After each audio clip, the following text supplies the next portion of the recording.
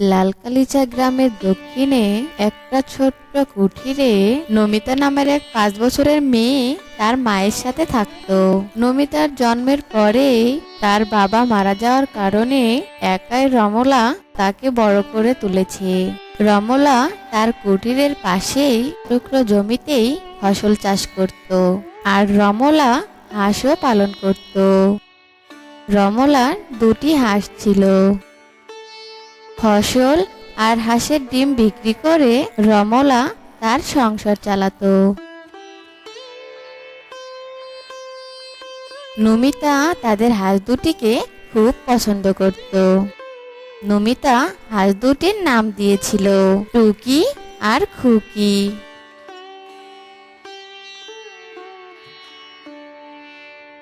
মা, ও মা, তুমি এখানে কি করো গো? দেখতে পাচ্ছিস না কাজ করছি, জমিটা তৈরি করছি। কাল জমিতে বীজ বপন করব। কি হয়েছে বল? আমি টুকি আর খুকিকে কোথাও খুঁজে পাচ্ছি না। ওরা দুজন কোথায় গেছে মা? সারাদিন শুধু হাঁসের পিছনেই পড়ে থাকিস। ওরা কি সারাদিন তোর সাথেই থাকবে? ওদের কি ঘুরতে ইচ্ছা করে না, খেতে ইচ্ছা করে না? এখন হাঁস খুঁজতে হবে না, ঠিক সন্ধ্যায় হাঁস ফিরে আসবে। মা, তোমাকে কতদিন বলেছি ওদের হাঁস বলে ডাকবে না? ওদের তো নাম আছে, তাই না? ওদের নাম হলো টুকি আর খুকি। এখন থেকে নাম ধরে ডাকবে, বুঝলে তো? আচ্ছা মা, এখন থেকে নাম ধরেই ডাকবো। আমায় এখন ঘর থেকে কাছিটা এনে দিতে পারবি? এক্ষুনি এনে দিচ্ছি মা।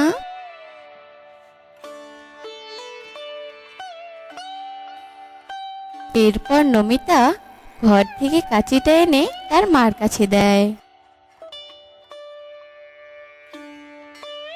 আর নিজেও তার মাকে সাহায্য করতে থাকে। এভাবে তাদের মা মেয়ের দিন ভালোই কাটছিল। মা, সন্ধ্যা হয়ে গেছে, টুকি আর খুকি কি বাড়িতে এসেছে? হ্যাঁ মা, ওরাই এসেছে, কিন্তু কাল থেকে যে ওদেরকে নিয়ে কি করব? কেন মা, কি হয়েছে? আর তোমাকে তো চিন্তিত লাগছে কেন মা? আর বলিস না মা, গ্রামের আশেপাশে সব জমিতেই ওষুধ দিয়েছে। এখন তো আর হাঁসকে বাইরে ছাড়তে পারবো না, কেননা ওই বীজ দেওয়া জমিতে যদি টুকি আর খুকি যায় তাহলে তো ওরা মারা যাবে। মা, তুমি একদম ওদের বাড়ির বাইরে যেতে দিবে না। ওদের যদি বাড়ির বাইরে যেতে না দেই তবে ওরা খাবে কি? তুমি ওদের খাবার নিয়ে এত চিন্তা করছো? এত চিন্তা করো না তো।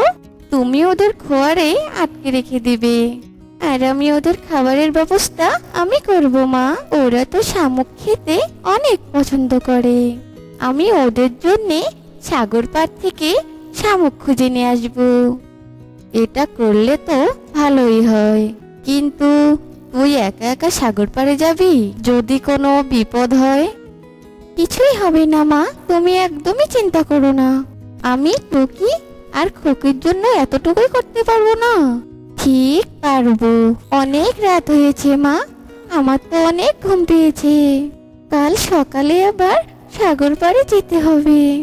আমায় এখন ঘুম পাড়িয়ে দাও তো। এরপর নমিতার মা তাকে ঘুম পাড়িয়ে দেয়, আর কিছুক্ষণ পরেই নমিতা ও রমলা ঘুমিয়ে পড়ে।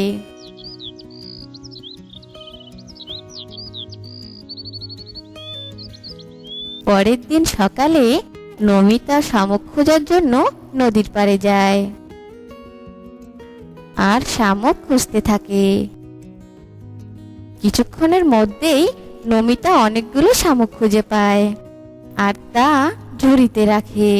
আর ঝুড়িতে এত শামুক দেখে নমিতা অনেক খুশি। বাহ, আমি অল্প সময়ে অনেকগুলো শামুক কুড়িয়েছি। মা তো এত শামুক দেখলে অনেক খুশি হবে। এইসব কথা বলতে বলতে নমিতা ঘাটে একটি নৌকা দেখতে পায়। কত সুন্দর সাগর, এখানে তো নৌকাও বাঁধা আছে। আমি একটু সাগর পাড়টা ঘুরে দেখি। মা তো আমায় নৌকা উঠতেই দেয় না, আমি আজ উঠবই। এই বলে নমিতা নৌকা করে পুরো সাগর পাড় ঘুরতে থাকে। আর হঠাৎ নমিতা দেখতে পায় একটা বড় গোলাপি ডিম তার দিকে এগিয়ে আসছে। এইদিকে তো নমিতা আশ্চর্য হয়ে যায়। এ কি? এ আমি কি দেখছি? এ তো দেখছি একটা গোলাপি ডিম। আর এই ডিম দেখতে অন্য সব ডিমের চাইতেও অনেকটা আলাদা আর বড়। আমি এই গোলাপি ডিম আজই প্রথম দেখলাম। এটা আমি বাড়িতে নিয়ে যাব, মা দেখলে অবাক হয়ে যাবে। এরপর নমিতা ডিমটি নৌকাতে তুলে নেয় আর সাগর পাড়ে চলে আসে, আর ডিম আর শামুক নিয়ে বাড়িতে চলে যায় আর তার মাকে ডাকতে থাকে। নমিতার ডাক শুনে রমলা ঘর থেকে বাইরে আসে। কি হয়েছে? এভাবে ডাকছিস কেন? মা, ও মা, এদিকে দেখো, গোলাপি ডিম আমি সাগর পাড়ে পেয়েছি। ও মা গো, এটা কি করে সম্ভব? গোলাপি ডিমও হয়, দেখি তো। এই বলে রমলা ডিমটি হাতে তুলে নেয় আর হাত ফসকে রমলার হাত থেকে ডিমটি মাটিতে পড়ে যায় আর সাথে সাথে ডিমটি ফেটে যায় আর ডিমের ভিতর থেকে এক সুন্দর পরী উঠে আসে। এই দেখে রমলা আর নমিতা ভীষণ অবাক হয়ে যায়। মা, এটা কি করে সম্ভব? ডিম থেকে পড়ি? ও মা, আমার তো খুব ভয় লাগছে।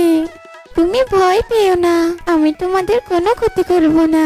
আর তোমাদের ক্ষতি কেন করব? তোমরা তো আমাকে সাহায্য করেছো, তোমাদের জন্যই তো আজ আমি মুক্তি পেলাম।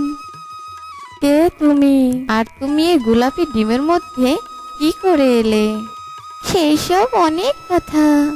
আসলে একদিন আমি এক ধ্যানরত ঋষির ধ্যান ভেঙে দিয়েছিলাম, আর এতে ঋষি ভীষণ রেগে যায় আর আমাকে অভিশাপ দিয়ে এক গোলাপি ডিমের মধ্যে বন্দি করে রেখে তা সাগরে ভেসে দিয়েছিল। আর আমি সাগরে ভাসতে ভাসতে যখন আসছিলাম, আর তোমরা তখন আমাকে এখানে আনলে আর ডিমের মধ্যে থেকে আমাকে মুক্তি দিলে। তোমাদের অনেক ধন্যবাদ। নিজের অজান্তে তোমাকে সাহায্য করতে পেরে আমাদের খুব ভালো লাগছে। এর জন্য তোমাকে ধন্যবাদ দিতে হবে না। তোমরা আমার অনেক উপকার করেছো, আর এর জন্য আমি তোমাদের কিছু দিতে চাই। আর এরপর পরই জাদু করে অনেক মোহর দেয় আর সেখান থেকে চলে যায়। আর এত মোহর দেখে রমলা আর সুনিতার মুখে হাসি ফুটে। তো বন্ধুরা, আজকের গল্প তোমাদের কেমন লেগেছে তা কমেন্ট করে জানাও।